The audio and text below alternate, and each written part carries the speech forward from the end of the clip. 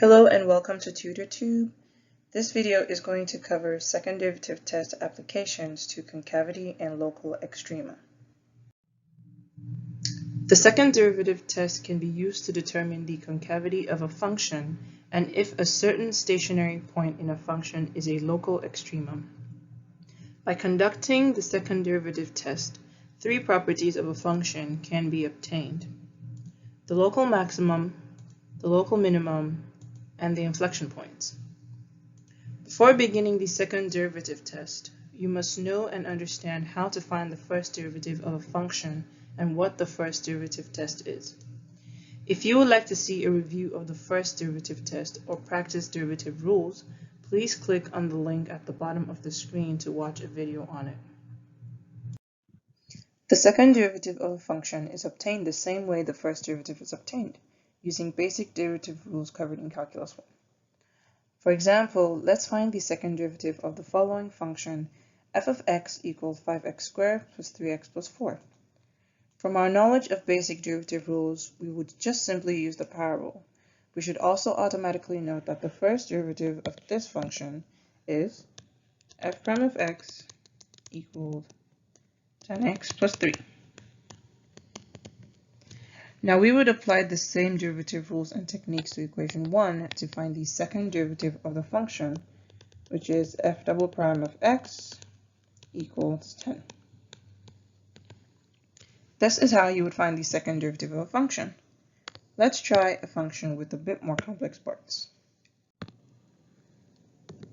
Let us find the derivative of f of x equals 3x to the fourth plus 5 all squared plus 2x squared plus 6x. We would find the first derivative of the function, f prime of x, which is 2 times 3x to the fourth plus 5 times 12x cubed plus 4x plus 6.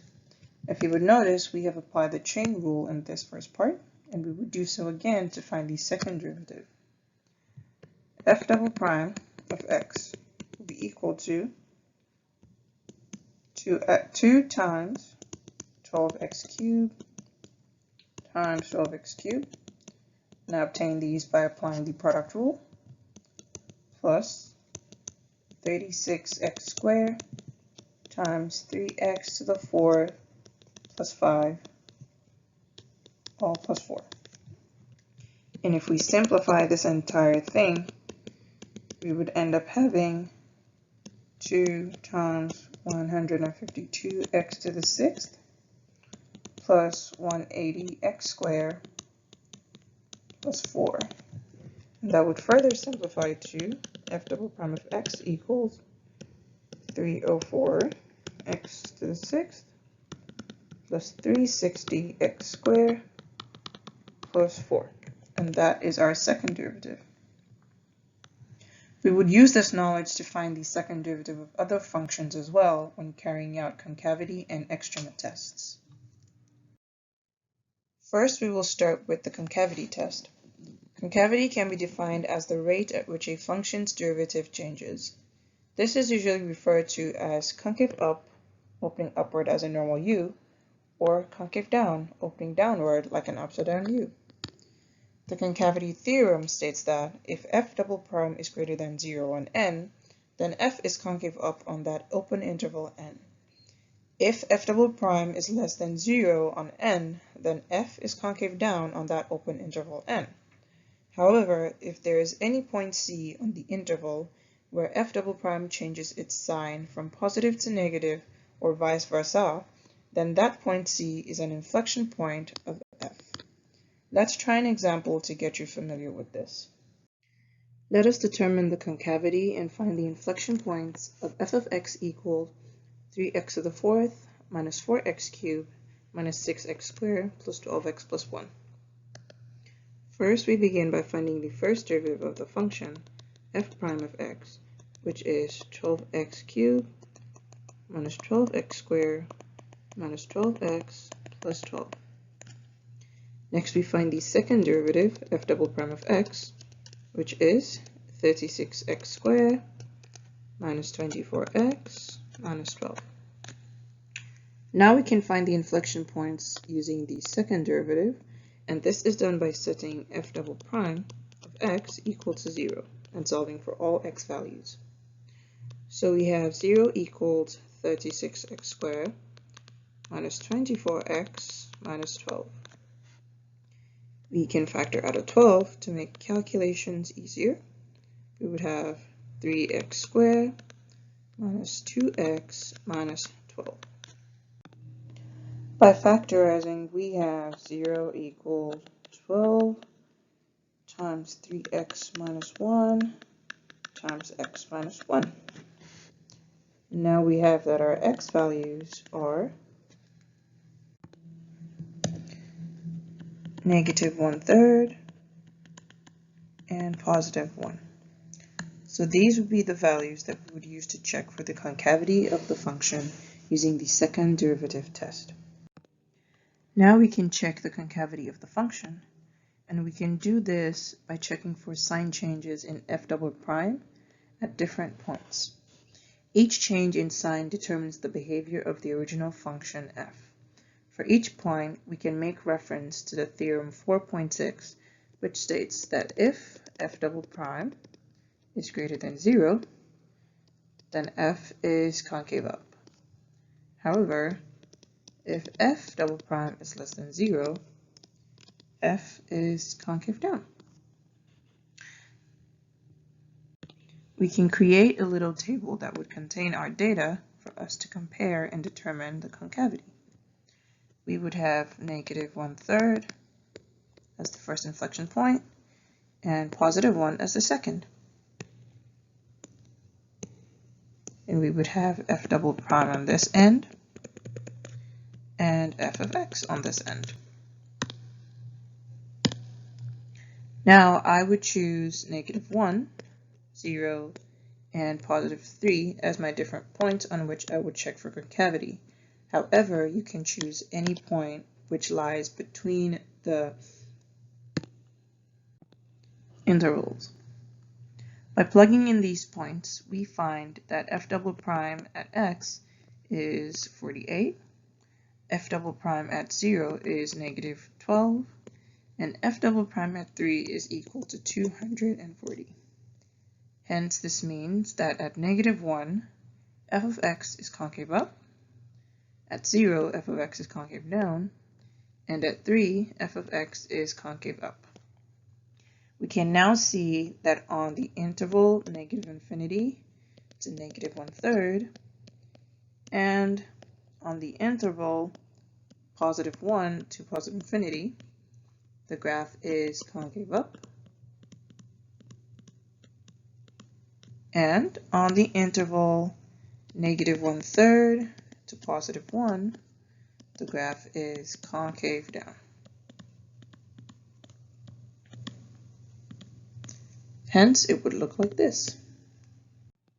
This rounds up the concavity test, and we will now move on to the relative extrema test.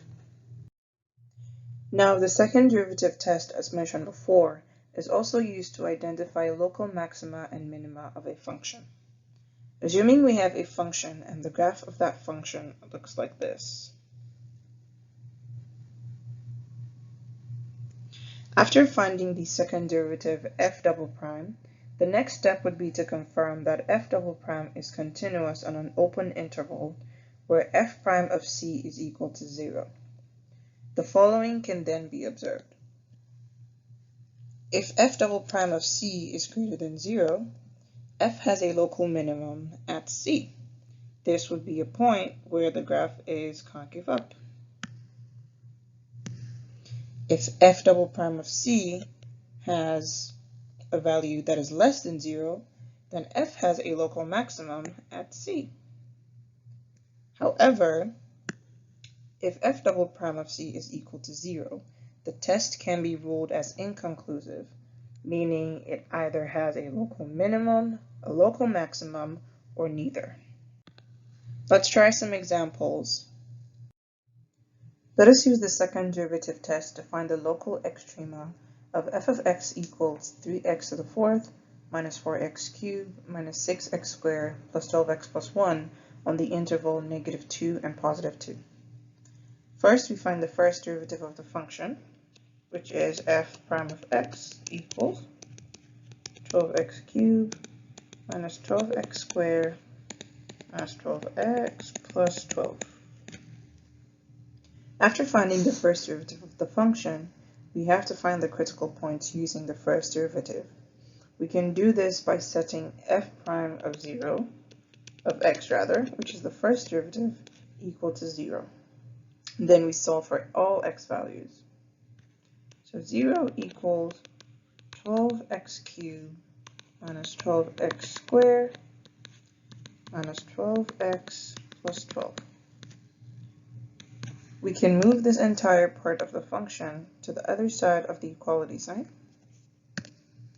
where we would be left with -12x cubed plus 12x squared plus 12x equals 12. Now we can divide out by 12, which will leave us with the -x cubed plus x squared plus x equals 1. We can factor out x from each of these to have x squared plus x plus 1 equals 1. We now have x minus 1, -x squared is x plus 1, which is a trinomial. And we can factor this out further or find the x values by plugging in numbers, which after you plug in numbers for this question, you would find that x is equal to -1 and +1. Next, we find the second derivative of the function, f double prime of x, which is 36x squared minus 24x minus 12. We then make reference to the observations listed previously to confirm what type of local extremum is contained in the function. We will plug in each of our x values, which serve as the critical points, into the second derivative of the function. So f double prime of -1 would be 36 times -1 squared minus 24 times -1 minus 12, which would end up being 48. We would do the same with the next critical value, which is +1, 36 times 1 squared minus 24 times 1 minus 12, which adds up to 0. The observations from before state that if f double prime of c is greater than 0, then there is a local minimum.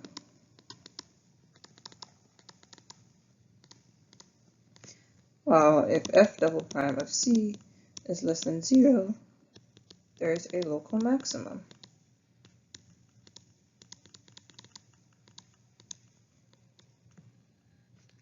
However, if f double prime of c is equal to 0, it is an inconclusive test.